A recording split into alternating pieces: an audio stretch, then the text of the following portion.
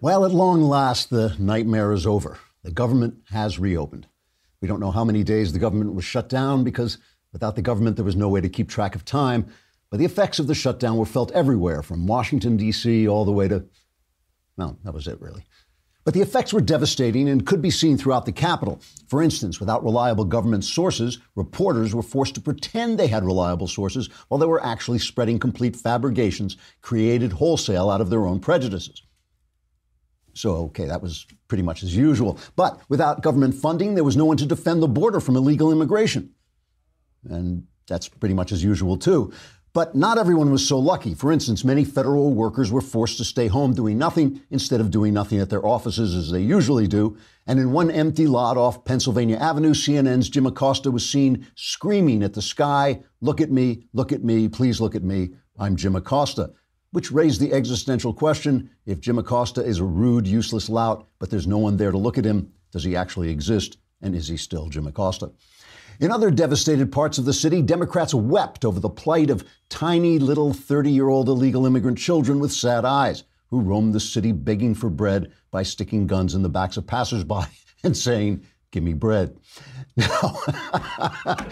Now, however, Republicans and Democrats have come up with a compromise that will reopen the government. I tried to stop them, but I got there too late. Trigger warning, I'm Andrew Klavan, and this is The Andrew Klavan Show. I feel hunky-dunky, life is tickety-boo. Birds are winging, also singing hunky-dunky-doo. Ship-shape, tipsy-topsy, roll to zippity-zing. It's a wonderful day, hurrah, hooray! It makes me want to sing. Oh, hurrah, hooray! Oh, hooray, hurrah! All right, so the Democrats actually lost a government shutdown, which almost never happens, but we'll talk about why it happened this time, and we'll talk about what the thing about the Democrats' approach to immigration is that it's wrong in every possible way. Everything they're doing is essentially a scam. We also, speaking of scams, we have Michael Knowles with us. He spent, there were these two women's marches. I guess we'll call them women's marches. One was the pro-life march, which is not necessarily a women's march, but it's an anti-abortion march. And then the next day there were the women's marches, which are protesting, I have no idea what, the fact that they're women, I have no idea. But Knowles spent this time at a class. He's engaged to be married to sweet little Alyssa, and he spent this time at a class on how to be a Catholic husband and how to have a Catholic marriage. So we're going to talk to him about, he was actually doing something important while all these women were screaming in the streets. And we finished Another Kingdom, which I have to say was a major, major achievement. I mean, not just getting it recorded, getting it up there. The sound guys, Mathis Glover, Mike Coromina, am I pronouncing that right? Coromina? Mike? Is that it, Mike? Can you hear me? It's Mike Coromina, Jonathan Hay. I mean, we paid them a pittance because we only had a pittance to pay them, and they did such an amazing job. The thing sounds absolutely fantastic. If you haven't listened to Another Kingdom, you can now binge the whole thing, all 13 episodes of the first season. I have no idea how we're going to get a second season up. I really don't, because we cannot allow people to work that hard again in their spare time without paying them better than that. We haven't got anything better than that. So one of the major emphases of this show is trying to get you people to stop acting like primitives and take care of yourself so you can go out in public and spread the word. And you can't do that if you have no teeth. And that's why you should brush your teeth. Now, I know this is my audience and they're sitting there going, what? Brush your what? I've never heard of that. But not only do you want to brush your teeth, but you want to use an electric toothbrush. I do. They work so much better. They really do. And not only do they work better, they now have devices. There's this new one, Quip. Quip was called one of Time Magazine's best inventions of the year. And what it is a much cheaper, much lighter, much more stylish version of the usual bulky, expensive, funky electric toothbrush. And it also has things that will help you time how much you're brushing your teeth on each side, because you're supposed to brush your teeth for 2 minutes, which means 30 seconds, 4 sides, 30 seconds. So Quip will help you do that. It also will help you keep your toothbrush clean, because Quip's subscription plan refreshes your brush on the dentist recommended schedule, delivering new brush heads every 3 months for just $5. And that includes free shipping worldwide. Quip also comes with a mount that suctions right to your mirror and unsticks to use as a cover for hygienic travel everywhere. And Quip is a new electric toothbrush that packs just the right amount of vibrations into a slimmer design at a fraction of the cost. It really is nice. It just looks like something Steve Jobs might have invented or designed. Quip starts at just $25, which really is good for an electric toothbrush. And the way you do it is you go to Get Quip, GETQUIP, getquip.com/Klavan. And I know what you say to yourself as you're brushing your teeth. You say, how are you supposed to?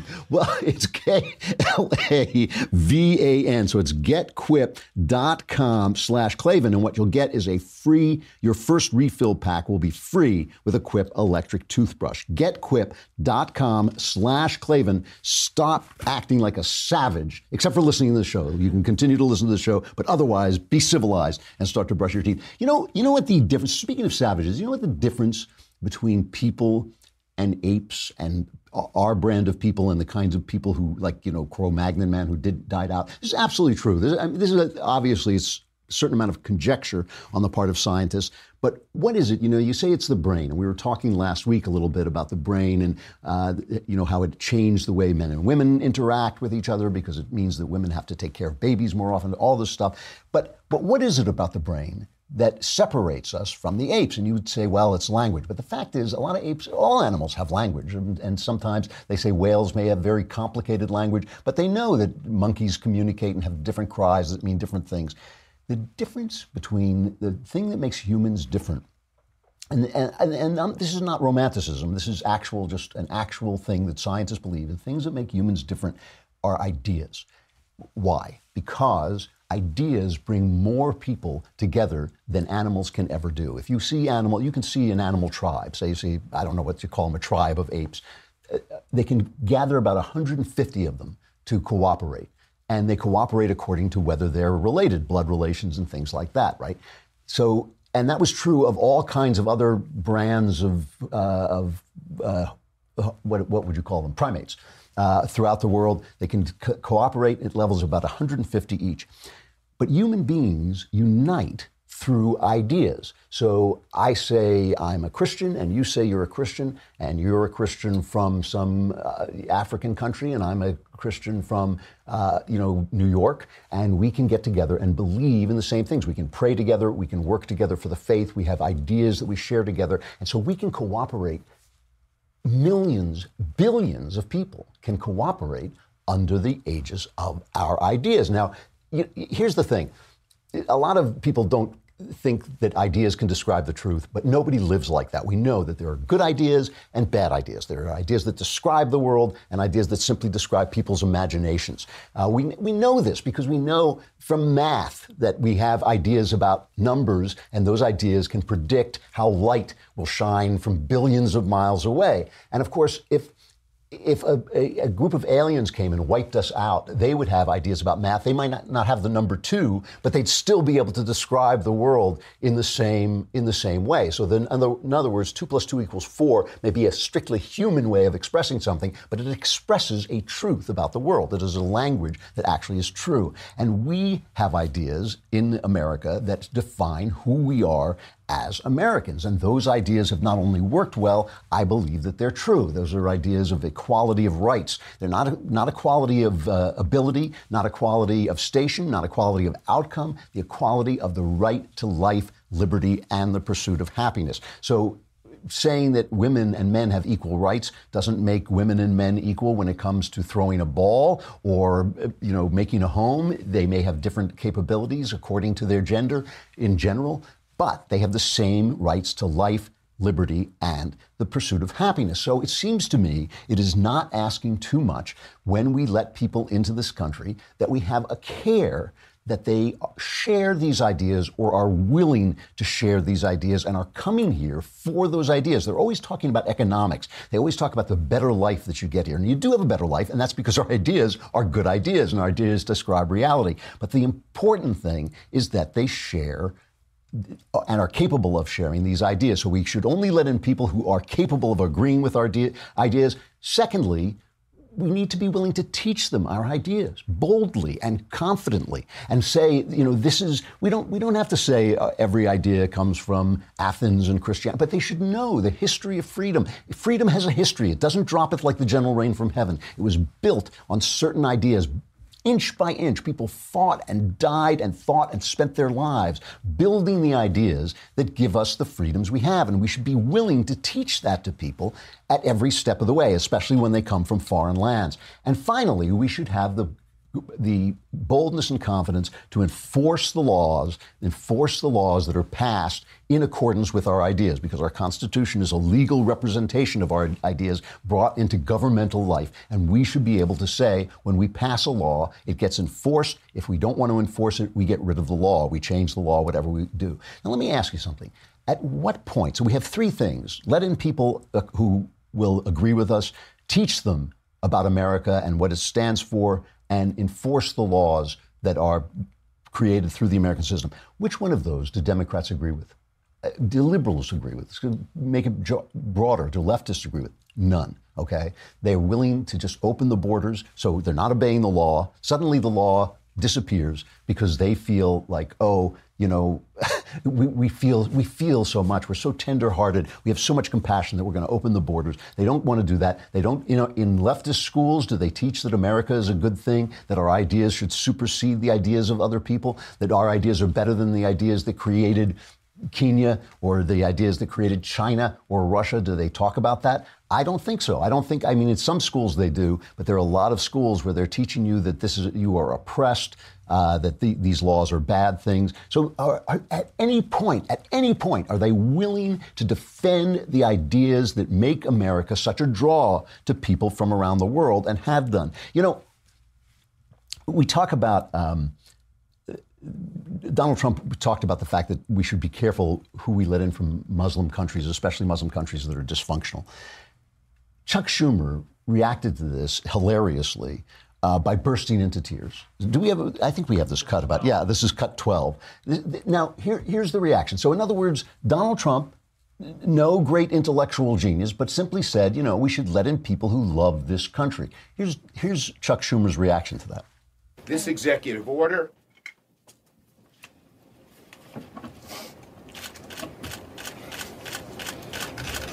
was mean-spirited and un-American. It was implemented in a way that created chaos and confusion across the country, and it will only serve to embolden and inspire those around the globe who will do us harm. It must be reversed immediately.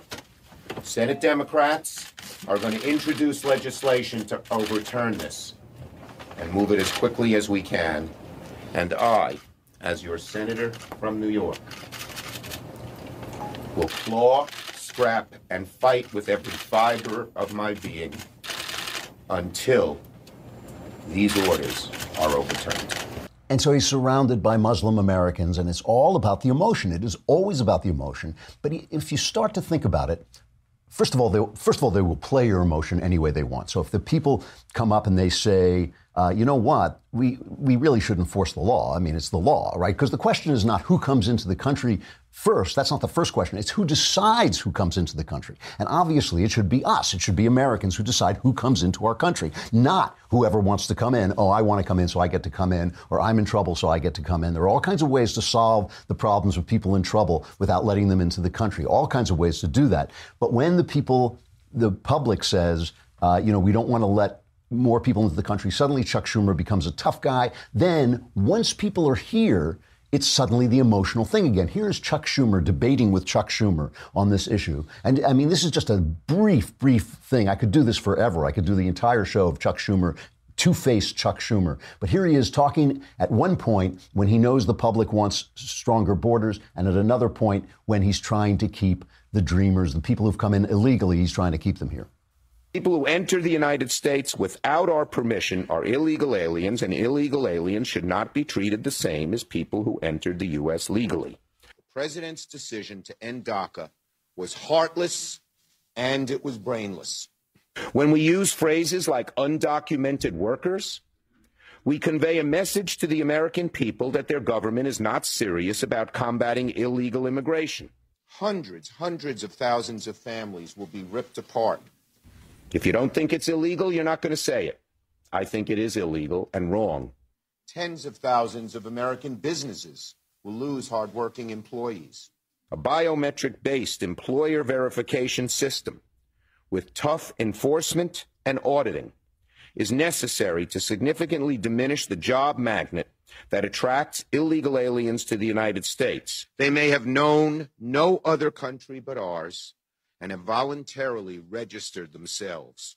And so the ratchet always only turns one way, okay? The ratchet, you know what a ratchet is. It's like you've seen ratchet wrenches. That's where it turns in one direction and then it just crackles when it goes back the other way. And then it push it again. It only turns one way. The immigration ratchet for the Democrats only turns one way. They talk tough, but they don't do anything. They never implement these things. It's always the same thing. And they're doing it now with DACA. They're saying, well, give us the dreamers, amnesty for the dreamers now, and we'll give you border security later. But when it comes time for border security, remember, DACA, what it stands for is delayed action. That's what the DA stands for, delayed action. But it becomes permanent because once they're here, Chuck starts crying. Chuck's eyes fill up. Oh, this is the only country they've ever known. And the problem with emotion always is that it's always targeted. It's always targeted to guide. If you don't have a philosophy, if you don't know what you think, if you don't know why you think what you think, let me ask you this question. Here's a perfect way of looking at it.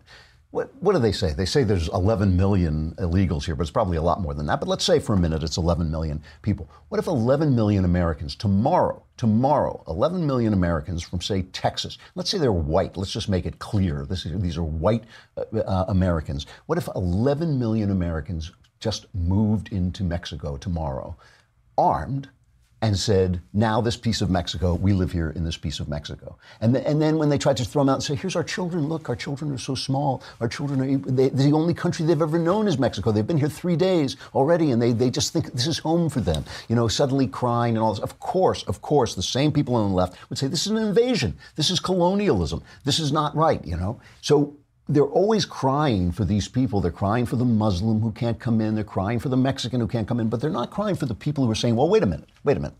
This is our country. Our country is very successful. Our country has done very well. It has done well by letting in immigrants, but by letting them in legally, by checking through them, by limiting the number of immigrants. The number of immigrants goes up and down. There was a big push to have them come in at the turn of the century. Then people start to say, no, push back. Let's stop. Let's digest these people and make them Americans. That's what I think is happening now. What I think is the people have a very, very good sense of what's happening. So they shut down the government over this, hoping, because they always know that the press is going to side with the Democrats. The press is going to say, oh, the Democrats. Remember in 2013, it was Ted Cruz shut down the government to try and get rid of Obamacare. And, oh, it was terrible. Oh, my gosh, they were going to lose the midterms. Everything was going to go wrong. Everything was terrible. And Obama, if you will remember this, they wrote about this in the Wall Street Journal today, but I remembered it quite well. The Obama administration went out of its way to make sure, knowing that the media would blame the Republicans, they went out of their way to make sure that it would hurt the public that the government was closed. So, for instance, they locked down parks and public lands. And here I'm reading from the Wall Street Journal. On the eve of the 2013 shutdown, Park Service spokeswoman Jennifer Momart emailed colleagues about a scheduled World War II memorial visit by aging or terminally ill veterans. These were guys who fought in World War II, now getting to the end of their lives, right? And they wanted to visit a World War II memorial. And the Park Service spokeswoman asked whether we are physically preventing people through use of some barrier to gaining access. Deputy Superintendent of Operations Karen Curillo replied, yes, signs and barricades. This is the 2013 shutdown caused by Ted Cruz, right, to stop Obamacare. The next day, Park Service spokeswoman Carol Johnson was at the memorial and ready to make a political point as the 91 veterans arrived and were turned away. This is so meaningful to the vets, she told the press. The main thing is we'd like to get back to work and welcome visitors again. The veterans were able to visit the memorial only after Mississippi Congressman Stephen Palazzo and others moved the barrier, defying signs announcing the site's closure. In contrast to this, the Trump administration went out of their way to make sure funds could be spent to keep as many parks open and as many services going as possible. They did not play the public. They did not harm the public to make their point. And it started to look bad. This is why the Democrats caved, and they have caved. They've essentially said, yeah, we'll fund the government, but we want to debate on immigration. So they got nothing. They actually lost this fight. And even when they came out and tried to make arguments, even CNN, their spokesperson, CNN, their outlet, was challenging them on their arguments. Listen to this. Let's take the facts, Wolf. The Republicans are in control of both houses of Congress and the White House. They're in charge. But let me interrupt politely. Senator, they're not completely in control of the U.S. Senate. As you know, they only have 51 votes. The Democrats are in the minority, but you need 60 votes in order. You need 60 votes in order to be to break a filibuster. So they're not in control of the Senate when it comes to this issue. That's absolutely right. States of America, they're asking us to pass the fourth continuing resolution, which is a temporary measure, very costly to the agencies, doesn't leave us strong in terms of national defense. They refuse to face some of the critical issues. They haven't reauthorized the children's health insurance program. They haven't reauthorized the community health care clinics. They've refused to even address... But that's in the bill. That's in the bill that was up last night. Yes, the CHIP program is included in it. But frankly, 40% of the services provided these children come from community health clinics, which they refuse to authorize and fund. So can I let's be take honest issue about with this. what you said about Democrats not having control? So true. The White House, the House. But in the Senate, where there is a filibuster-proof majority that is needed to pass, Democrats do have, albeit limited, but they do have power. So that's what was happening on CNN, the Communist News Network. And meanwhile, Trump came out, and Trump is tweeting the whole thing, and he's tweeting this is the Democrats' fault. And so he's reaching people. He's getting the news out. And meanwhile, he came out with this two-fisted ad. This is cut number 9. This is an ad about a illegal immigrant who killed some police officers, was put on trial, and he said his only regret was that he didn't kill more of them. And Trump turned that into an ad, and it is brutal. The only thing that regret is the skill too. That's illegal immigrant Luis Bracamontes, charged with murdering 2 police officers. I wish I killed one of those motherfuckers. It's pure evil. President Trump is right. Build the wall. Deport criminals. Stop illegal immigration now. Democrats who stand in our way will be complicit in every murder committed by illegal immigrants. President Trump will fix our border and keep our families safe. I'm Donald Trump, and I approve this message. You know, the funny thing about Donald Trump is that I don't want to elevate him beyond what he is. I mean, he's you can say he's not a politician, but he's acting as a politician. He knows his people. He knows his base. He speaks to them. Sometimes I don't even know what he believes, but he has caught on to something that is simply true. When he went after the NFL for not saluting the flag, when he said, let us say Merry Christmas, that may be cheap shots, but they're cheap shots at something that is essentially true, which is that we are bound together by ideas, and these ideas express themselves in the little things we do every day, like pledging allegiance to the flag, like saying Merry Christmas to one another, a acknowledgement that our tradition comes through a certain path, that our ideas are based on other ideas, that we got here by a certain way. And Donald Trump has caught on to that and has done it and has fearlessly defended that against cries of racism from the left, which is the only thing they can ever say, because all they can see is race. All they can see is the color of people's skin. And the funny thing is, it has nothing to do with that. It has to do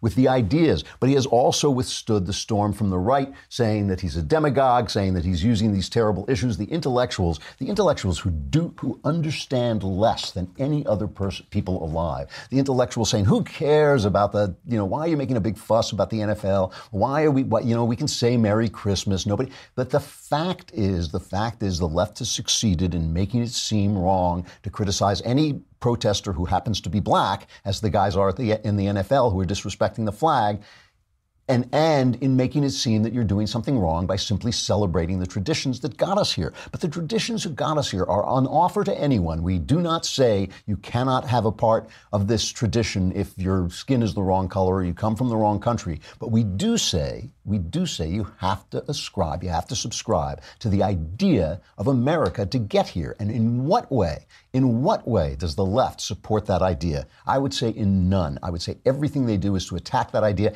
including letting in illegals against letting in illegals in a way that is illegal, letting them in against the law. I have no real opinion on who should come here when. I think there are people who know better than I what kind of people we need and where they should come from and what we should do. But certainly, we should decide, and we should decide it according to our ideas. All right, I got to say goodbye to Facebook and YouTube, but you can come on over to thedailywire.com and hear the great and powerful Michael Knowles as he talks about Catholic marriage, which he's going to do. And while you're there, don't be a fool, man. Subscribe for a lousy $10 a month, lousy $100 for the entire year.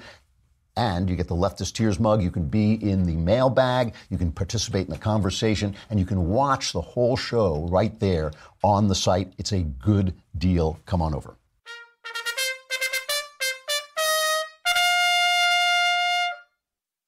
So Amanda Presto, I always call her Amanda Presto because her name is Amanda Prestigiacomo. So I have to write it down to know it. But Amanda Presto, I think that's her I think her name on Twitter is Amanda Presto. She's one of my favorite writers at the Daily Wire. Nice lady, but also just a really good writer, really good observer of things. And she was at the pro-life march, and she wrote this piece that it was so true. She says the pro-life movement and the feminist movement could not be more different, and this sharp contrast was on full display over the weekend. For the very first time, I had the opportunity to attend the March for Life in Washington, D.C. The crowds were massive. It's the largest annual human rights march in the world, and the people were cheerful, warm, and full of joy. The theme of the event was fittingly, love saves lives. Families proudly pushed their babies with Down syndrome, an abnormality we as a society are urgently told to dispose of, in their strollers with smiles on their faces. Former abortion clinic workers held signs proclaiming that life matters. Teens chanted about their love for babies and held clever and playful signs. Single mothers boasted of the children they chose to keep thanks to pro-life pregnancy centers and religious organizations. A congresswoman told the masses of the miracle birth of her daughter, who was supposed to die upon delivery, and the faithful said prayers aloud in unison and sang church hymns. You can see, actually, we have a little cut of it. Let's show the March for Lifers marching along, saying the Lord's Prayer as they go. Cut 8.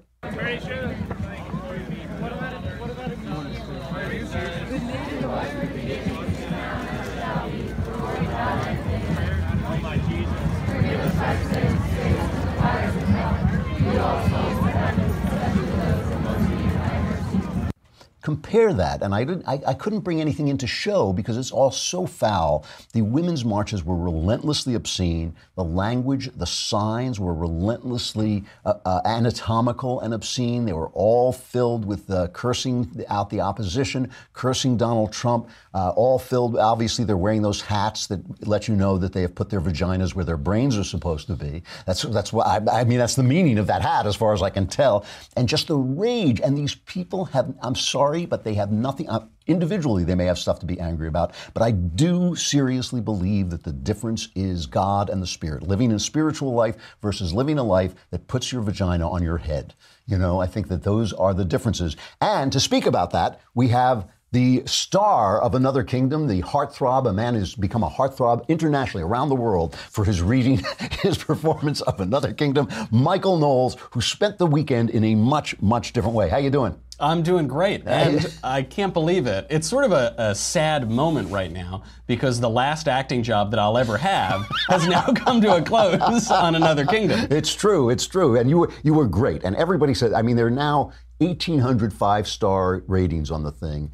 It gets incredible reviews, and some of them actually mentioned that it was the only good thing you've ever done. Yeah. It is actually really nice as an actor because I have done like a million little projects on TV and indie films and stuff that nobody's ever going to see because we have no creative control over it. Right. A lot of these projects go through the Hollywood system, so there are all this crazy leftism, this patina of leftism that goes over it, and it just, I don't know, it doesn't make the projects as enjoyable. This one, we said 2 words to Hollywood, which were not happy birthday, and we did it ourselves, and you wrote it, and nobody was able to tell you, take this out, that's not politically correct, no, you can't do this. We put it out there, and then it got a ton of attention, and as you said, a lot of 5-star reviews, and I love it. And I don't care if Hollywood doesn't want to take on conservatives and doesn't want to greenlight conservative projects, even if they're popular, because we can just keep doing it ourselves. I know. I mean, I start today thinking about how we can afford to bring a second season, because the sound guys, Mathis and his team, were so great, and they worked for so little, and they worked so hard that I don't know how. We can't ask them to do that again, because first of all, they'll beat me up. Right. So, but we will figure it out, and we'll try and bring a second season come the fall. So. Talk about this. You're getting married to the sweet little Elisa. Is it sweet? I can always, you always change it. Is it sweet little Elisa or sweet little Alyssa? Well, you know, as I learned from Genesis 3, that's my dominion. I can change her name at will. This is my family, you know. No, her name is Alyssa. I exclusively refer to her as sweet little Elisa. I see. And, you know, so I... Okay. So I'll very often I'll explain, you know, I'll wake up in the morning and just say, Mac, you should do your show like this today. Do. And she'll say, you know, I don't sound like that. But look, this is my family. I'm going to construct it how I want, darn it.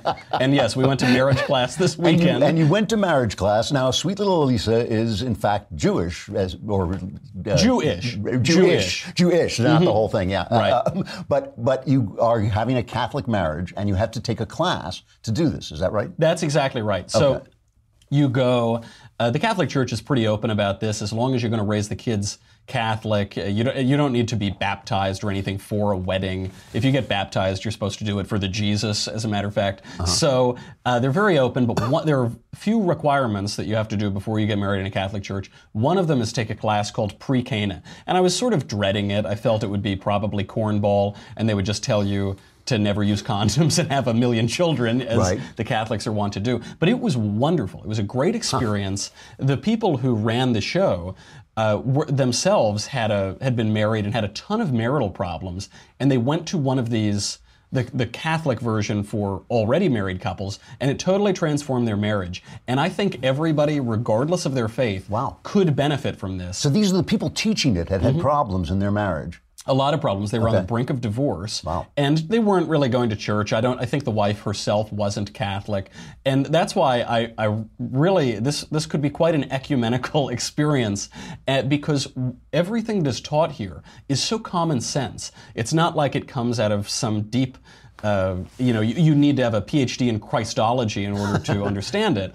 But it seems like common sense. But these days, with the women's marches and the pink hats and the screaming, common sense isn't very common. So I do think I learned much more about equality of the sexes and the relationship between the sexes at Catholic marriage class than I ever could have at the Women's March. And a lot of the Catholic marriage class is just scraping away the insidious ideology of feminism. And it really makes you, especially when you look at the Women's March, you see feminism as this totally perverse and self-defeating ideology that, you know, they say, people like Aziz Ansari say, feminism just means you think men and women are equal. You think, well, that's a funny name to pick then, isn't it? It's a strange name.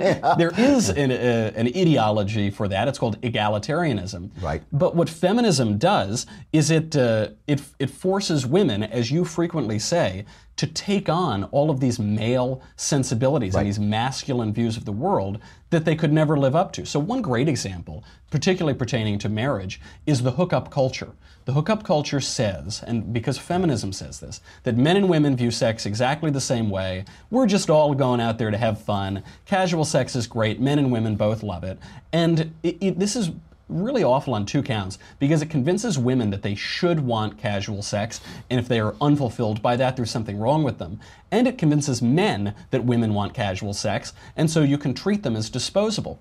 Yeah. And what does that leave you? It leaves you women who delude themselves on the one hand and are utterly used by men who do have a rapacious appetite for sex in a way that women do not. And the Catholic Church, to their credit, has been arguing this for many, many years. And with birth control, they say it contributes to this, and they predicted it was going to happen, and their predictions came true. That's exactly right. And so there were some takeaways from this. I thought they would talk about what's called natural family planning, which is colloquially referred to as pull and pray, and it's a little more sophisticated than that. It has something like a 98 to 99% working rate as long as you do it correctly. But it wasn't really that. The one thing they did say is that when you enter into marriage, for it to be sacramental, you can't close yourself off to the possibility of children. You can say, maybe I don't want children right now, maybe I'd prefer to not have a dozen children, but to close yourself off entirely stops that marriage from being a marriage. It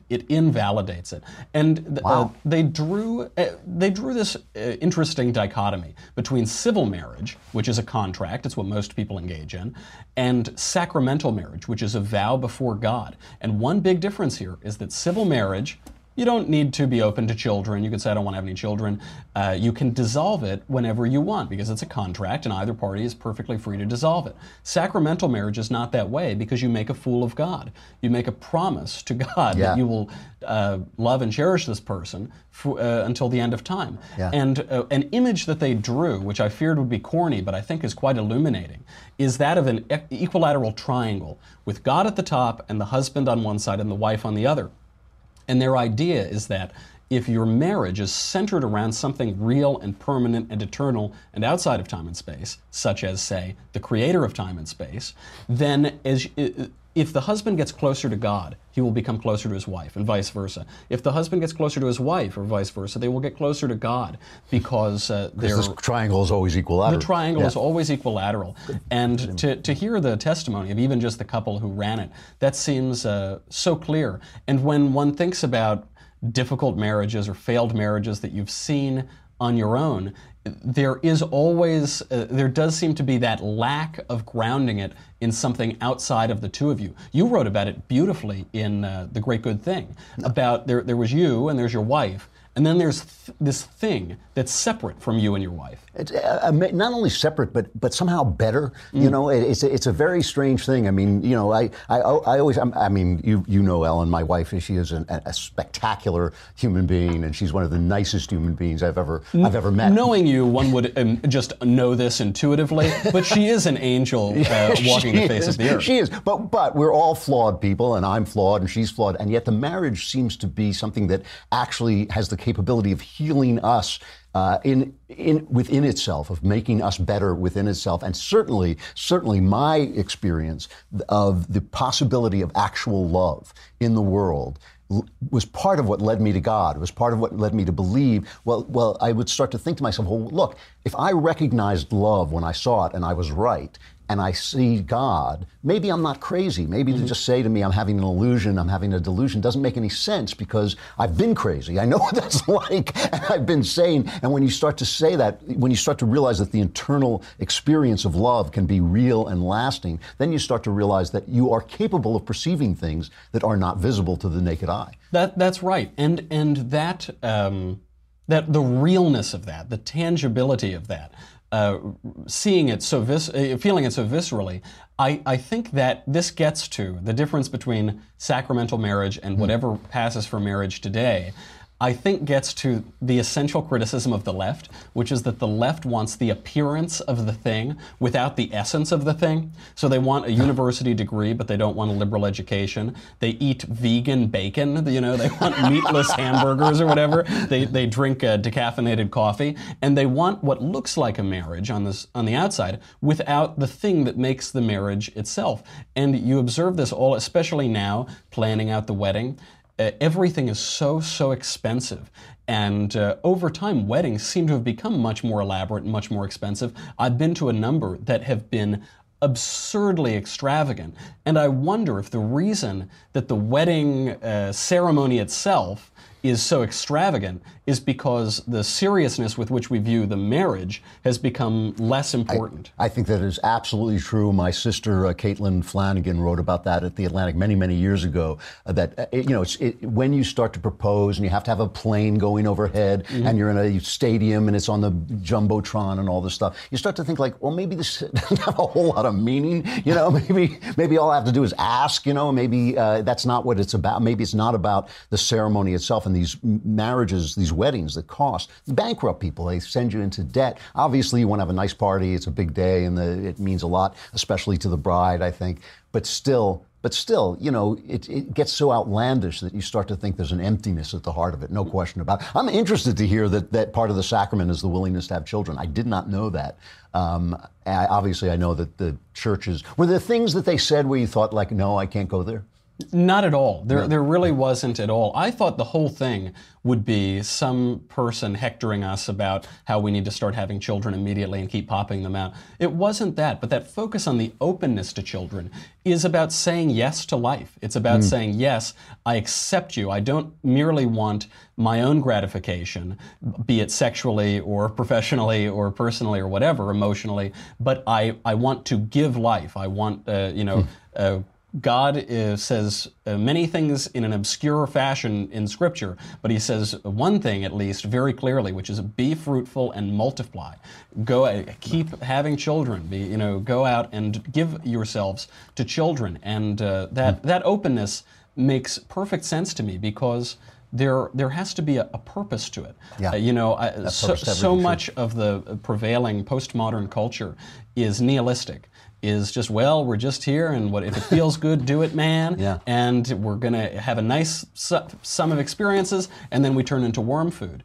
And so it's no surprise that in that culture, divorce would flourish. Yeah. But in a culture that believes that there is a purpose to marriage, a central purpose of which is the openness to creating life and giving love and life, it makes perfect sense to me that those couples would divorce at much lower rates. I asked someone once, who had a friend of mine who has had a long marriage. I said, how have you had such a long marriage? He said, well, the secret is don't get divorced. That is a big part of this. Yeah. In a civil marriage where the two parties enter into it without having a sense of what they're doing together, what they want to do together, what the purpose is of their bodies and of their love and of their minds, it's easier to just fall away when things go a little hard. Yeah. But if you preclude even the possibility of divorce because you don't want to make a fool of God, it seems much more reasonable that those couples would stay together and that their love would grow. No question about it. Hearing you talk, I almost want to stop writing to Alyssa, telling her to get out while there's still time. But I'll think about it. I was gonna ask her what she felt about the pre-Cana ceremony, but obviously I had tape over her mouth and she was chained up because I didn't want her to say some things, and you don't want to listen to their opinions. The Michael Knowles show is coming. I'm out of time, but the Michael Knowles show is coming up next. We'll be talking about the women's marches and why everything they say is wrong. Everything is a lie, point by point. All right, Knowles, it's great to see you. I'll talk to you soon. The thing about the body, the thing about the flesh, is it's very there. It is very there. It is very easy to believe in. But that's true of words, too. But words refer to something that is not there, but is just as real. And the flesh refers to something that is not there, that is just as real, which is the spirit. And you have to focus on that to keep its reality in mind. You have to have faith and you have to have focus to keep its reality in mind. And that is what makes marriages better. Let's talk about our crappy culture.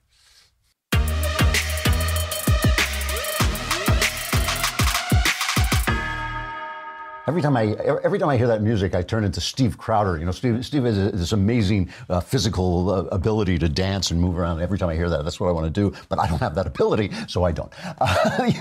There's a lot of talk been going on. Jordan Peterson's been on the show a couple times. Just a terrific psychologist from Canada who's been fighting the good fight against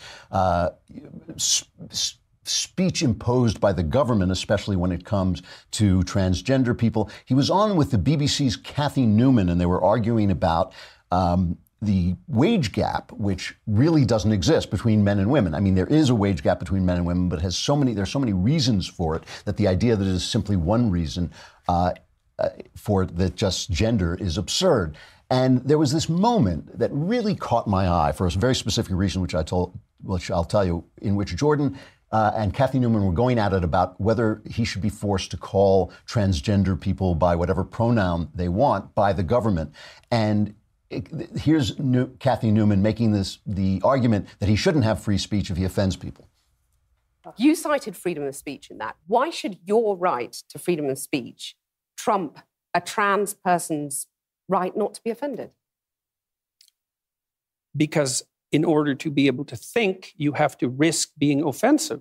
I mean, look at the conversation we're having right now. You're certainly willing to risk offending me in the pursuit of truth. Why should you have the right to do that? It's been rather uncomfortable. Well, I'm very glad I put you on the spot. Well, I'm very glad that I have exercised my freedom of speech. You get my point. It's like you're doing what you should do, which is digging a bit to see what the hell's going on. So and that is what you should do. But you're exercising your freedom of speech to certainly risk offending me. And that's fine. I think more power to you as far as I'm concerned. So you haven't sat there and... I'm just trying to work that out. I mean... Ha, gotcha. You have got me. You have got me. What got me about this, and this is not taking anything away from Jordan. He is a brilliant, brilliant, brilliant man and a brave man, and I'm not taking one thing away from him, but that's not a brilliant point. It's an obvious point. And what struck me about this is how only a woman who has been enclosed in a cocoon of one opinion, enclosed in this bubble of leftism, could be caught so off guard by that simple, simple point that in order to think, in order to question, you have to be willing to offend. And in order to be free and respect the person that you're talking to, you have to be willing to take some offense, to be offended without constantly pulling the outrage card, without constantly declaring yourself a victim. I mean, this is the amazing thing about the left, is we talk here and we have arguments and we disagree. And sometimes guys will come in, sometimes Ben will come in and we'll go back and forth. They have to throw Ben out a lot of times because he'll keep my show off the air because we will get into an argument. But we love arguing and we love discussing and we hear different opinions. And of course we hear the left because they own the media, so we hear their opinions all the time. She never does. That took her totally off guard because she'd never, ever heard it before. All right, it's the end of the show. I'm Andrew Klavan. This is the Andrew Klavan Show. We will be back again tomorrow. Be here then.